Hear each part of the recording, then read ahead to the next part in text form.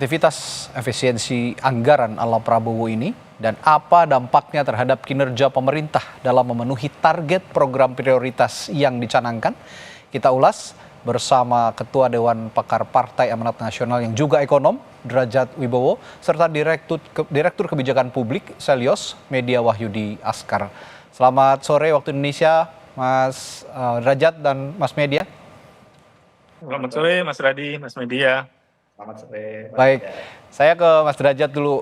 Mas Derajat, Presiden Prabowo minta efisiensi anggaran sampai 306 triliun, jumlah yang sangat besar. Nah, tapi di sisi lain pemerintah punya target perluasan program-program prioritas lainnya, seperti salah satunya makan bergizi gratis, pembangunan infrastruktur khususnya IKN, lalu untuk mencapai pertumbuhan ekonomi 8%. Nah, dengan efisiensi ini apakah target-target itu bisa tercapai kira-kira?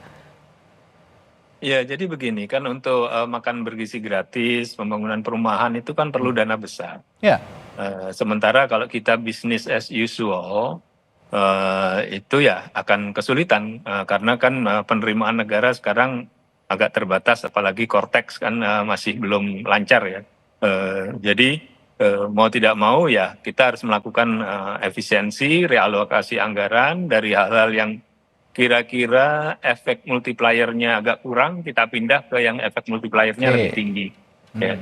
Tapi tetap saja seperti perjalanan dinas itu kan oleh presiden tidak dipotong semuanya, ya dia dikurangi karena kita juga mengetahui bahwa perjalanan dinas maupun berbagai kegiatan Monef itu tetap diperlukan dalam konteks pengawasan anggaran, dan juga mereka mempunyai efek multiplier terhadap hotel, terhadap industri mais, terhadap para pengrajin yang memberikan souvenir ya. Kalau misalkan ada rapat di Bali misalkan, itu kan tertolong. Nah, jadi kita berusaha menyeimbangkan antara realokasi untuk membiayai program prioritas seperti MBG ya, dan juga agar tidak terlalu besar dampaknya terhadap sektor lain seperti sektor pariwisata, kemudian juga transportasi ya seperti Garuda, karena kan perjalanan dinas kebanyakan pakai Garuda ya,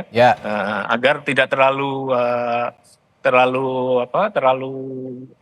besar dampaknya gitu. Jadi memang ini adalah langkah penyeimbangan lah, termasuk yang seremonial ya Mas Derajat ya. Ya, yang kalau seremonial kan bisa di-cut, tapi ya kan ada perjalanan-perjalanan yang sifatnya Monef ya. Misalnya pembangunan jalan. Ya. Kalau tidak ada Monef kan nanti bisa berantakan. Demikian juga misalkan untuk pengawasan lingkungan hidup, kalau tidak ada Monef yang nggak mungkin ya. Contohnya misalkan pertanahan, untuk ngecek pagar laut di daerah mana begitu kan harus ada perjalanan. Nah, jadi yang krusial masih diperbolehkan oleh presiden, tapi yang kira-kira tingkat kepentingannya dianggap masih bisa ditunda itu sekarang dihapus. Nah. Tapi alih-alih tunjangan yang dikurangi, ini lebih baik mengurangi poin-poin itu tadi. Kalau tunjangan tidak ada sama sekali pengurangan ya, tunjangan belanja pegawai begitu.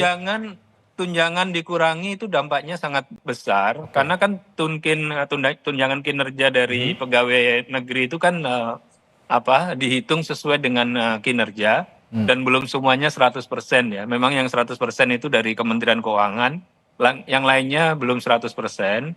Dan tunjangan kinerja bagi para ASN itu dampaknya terhadap konsumsi rumah tangga, ya konsumsi rumah tangga di ekonomi kita kan banyak tergantung pada konsumsi rumah tangga.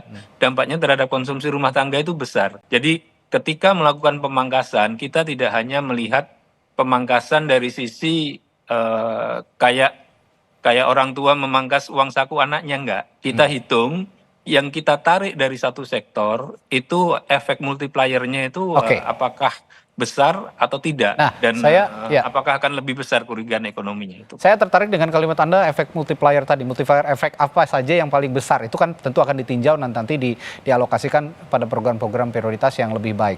Tapi saya menyimak ada salah satu tulisan guru besar Fakultas Ekonomi dan Bisnis dari Universitas Diponegoro, Profesor Ahmad Syakir Kurnia, bahwa beliau mengatakan Indonesia saat ini menghadapi tantangan trilema anggaran, kata beliau begitu, karena pemerintah berupaya mengalokasikan belanja infrastruktur, pendidikan, dan kesehatan secara bersamaan, sekaligus memastikan stabilitas fiskal agar utang tetap terkendali. Anda punya perspektif soal ini atau ada sanggahan soal pendapat Pak Profesor Ahmad Syakir ini? Oh iya, memang betul sekali, karena kan program asas-citanya Pak Prabowo itu perlu anggaran besar, dan Itu dulu dia. saya sering mengatakan kita memerlukan stimulus Keynesian, dan untuk itu kuncinya hanya satu, penerimaan negara. Ya, kan kalau sekarang ini karena penerimaan negara kan belum bisa kita genjot secara drastis karena masih baru ya. Jadi kita melakukan realokasi. Tapi Oke. kalau misalkan nanti pada saatnya kita harus tackle itu penerimaan negara, dan kita nggak bisa bisnis as usual untuk penerimaan negara. Ya, saya sekarang sedang menyisir penerimaan negara misalkan dari kebijakan lingkungan hidup, potensi penerimaan negara dari kebijakan terkait telekomunikasi. Masih banyak sumber-sumber penerimaan negara itu yang belum kita gali, dan Oke, ini artinya ini tidak membebani rakyat. Ini artinya adalah, secara timeline itu yang dari- kemarin PPN tidak jadi ini juga dialihkan ke yang lain penerimaan negaranya begitu ya? Iya, PPN saya kan dari sejak Mei menyuarakan PPN 12% itu jangan, efeknya terlalu Oke. besar. Kita mending cari sumber lain yang tanpa membebani masyarakat banyak, dan masih banyak sumber-sumber yang belum kita gali. Ya. Tapi alasannya Nanti pada apakah karena saatnya PPN tidak jadi sekarang langsung efisien begitu, minta efisiensi atau ada alasan lain, Mas Derajat? Enggak, kalau efisiensi ini kan memang karena kita memerlukan dana untuk MBG dan Oke. berbagai program prioritas. Oke. Tapi untuk penerimaan negara itu kan andalan dari Kementerian Keuangan Oke. sekarang Kortex. Nah, Ya. setelah itu kita gali yang lainnya. Baik. Korteksnya harus dibenerin dulu memang. Baik, saya ke Mas Media. Ada 16 pos yang akan dipangkas, Mas Media. Apakah itu sudah cukup untuk mencapai target 306 triliun untuk efisiensi atau perlu ada pos lain yang perlu dipangkas? Kemarin juga ekonom Selios bilang besaran tunjangan pegawai juga perlu dievaluasi katanya. Bagaimana? Ini mengacu pada kasus Argentina. Ini yang memang lebih ekstrim sebenarnya. Yang Argentina itu kan memecat atau mem-PHK para PNS ya. Kalau itu kan kita tidak mungkin di sini. Tapi apakah ada tunjangan-tunjangan besar pegawai ataupun poin-poin dalam belanja pegawai yang perlu dipangkas lagi, Mas Media? Ya, sebetulnya memang ada kritik dari masyarakat, ada beberapa lembaga dan kementerian yang justru tidak mengalami pemangkasan anggaran ya, seperti DPR, kepolisian, termasuk juga TNI dan Kementerian Pertahanan. Dan memang masih ada ruang untuk melakukan penghematan anggaran di sana. Tetapi menurut saya saat ini saya kira memang kita harus fokus saya sepakat dengan yang disampaikan oleh Pak Derajat, menyisir kembali pemangkasan anggaran yang betul-betul efektif dan tidak mempengaruhi layanan publik. Dan saya kira pemangkasan anggaran kalau dilakukan dengan baik itu dampaknya akan signifikan juga. Tetapi yang ingin saya kritisi adalah hasil pemangkasan anggaran ini akan dialokasikan untuk sektor mana. Nah, kelihatannya Pak Prabowo masih getol ingin melakukan universal coverage untuk MBG yang tahun ini mencapai 400 triliun. Nah, kami punya saran yang berbeda sebetulnya. Saya selalu mengatakan bahwa MBG yang universal coverage itu tidak bijak begitu. Jadi akan jauh lebih baik yang sifatnya itu lebih targeted intervention. Jadi khusus untuk anak-anak yang mengalami malnutrisi, daerah tertinggal, balita dan ibu hamil. Dan ketika kita kalkulasi itu jumlah kebutuhan per tahun itu hanya sekitar 117 triliun. Oke. Artinya ketika 306 triliun dikurang 117 triliun ada porsi anggaran sekitar 180-an triliun yang sebetulnya bisa dialihkan untuk bantuan sosial yang lebih tepat sasaran. Nah, Di ini KRR, bantuan perumahan, penambahan jumlah PKH.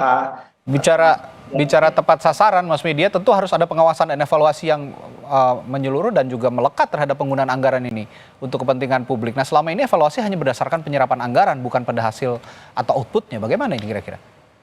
Saya kira kalau realokasi diberikan kepada perlindungan sosial itu akan sangat baik ya. Dan bansos dalam bentuk MBG itu adalah salah satu bentuk pelindungan sosial. Tetapi kalau kita lihat kurvanya ya, dari semua bantuan perlindungan sosial itu nggak semuanya yang betul-betul tepat sasaran. Contoh LPG 3 kg, Ya. subsidi BBM. Dan ini ada potensi ketika MBG diterapkan untuk semua anak, ada inclusion error, mistargeting yang kemudian MBG ini dinikmati oleh kelas menengah atas. Dan kalau kita hitung itu setidaknya minimal itu ada sekitar 50 triliun MBG yang justru dinikmati oleh masyarakat dari anak-anak kelas menengah Oke. atas. Ini yang kita ingin kritisi Ya. sebetulnya, realokasinya ke sektor mana. Oke, Jadi realokasi ke kalau- sektor mana, tapi kalau ada pilihan antara pembangunan SDM, makan bergizi gratis, infrastruktur, pertumbuhan ekonomi dalam situasi sekarang, mana yang jadi prioritas kira-kira? Ya, perlindungan sosial yang lebih tepat sasaran. Jadi Oke. studi saya dari semua program perlindungan sosial itu yang paling tepat sasaran itu PKH. Hmm. Yang jadi kurvanya itu betul-betul yang menerima adalah desil paling bawah gitu. Oke. Termasuk Ini- juga beberapa bantuan sosial lainnya seperti KIP ya. Artinya ini MBG ini ada potensi pemerintah tidak bijak, kemudian sporadis menyalurkan anggaran bahkan 400 triliun untuk tahun ini. Kalau itu dilakukan ada potensi kita kehilangan kemampuan fiskal mengurangi kemiskinan. Ini yang saya justru ingin menunggu sebetulnya realokasi anggaran ini untuk apa. Tetapi kalau disalurkan untuk semua anak, dan kita tahu ya beberapa waktu terakhir uji coba MBG itu Oke. dilakukan di daerah-daerah perkotaan, bukan di daerah-daerah yang mengalami malnutrisi dan daerah tertinggal. Artinya ini ada kondisi yang ya ada kemungkinan mistargeting dalam MBG ini dan kita kehilangan kapasitas fiskal yang cukup signifikan. Semoga implementasinya sesuai dengan kebutuhan masyarakat saat ini yang existing. Baik, terima kasih Mas Media, Mas Derajat, perspektifnya malam hari ini. Sampai jumpa lagi. Sehat selalu. Terima kasih. Terima kasih. Saudara, sorotan selanjutnya setelah jeda di Sapa Indonesia Malam, DPR merevisi tata tertib sehingga memungkinkan untuk mengevaluasi para pimpinan lembaga yang menjalankan uji kepatutan dan kelayakan di DPR.